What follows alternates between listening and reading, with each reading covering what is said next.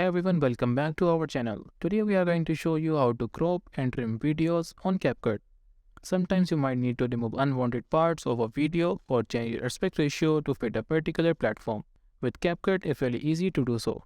Let's dive in and get started.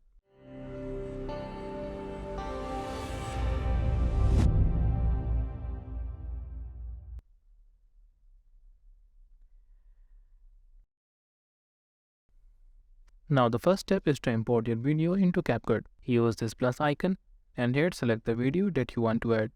Let's choose this video and click on add. You can either record a new video using your phone camera or import an existing video from your gallery.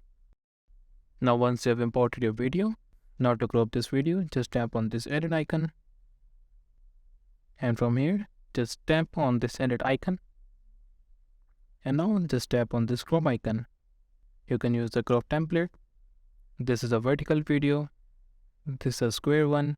And that's a 16:9 ratio that is normally used for YouTube videos. Or you can crop your video according to you. Let's go with this one. Just tap on this tick icon. Now the cropping is done. Now to trim this video, just select the video. I'm going to use 2 fingers to zoom out. Now by grabbing the edge of the video, you can reduce its size to trim the video. If you want to trim the video from the middle, just simply use the split option. Trim the video according to you. Now the crop and trim are done. Now to rotate this video, just select the video and again slide down to find this grid option. And from here just tap on rotate. And you can use the rotate option to rotate your video. Now let's go back.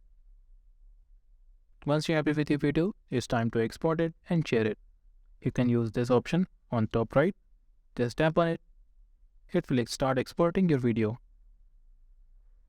Once it is exported, you can share it directly from CapCut to social media platforms such as Instagram, TikTok, and YouTube. And that's it.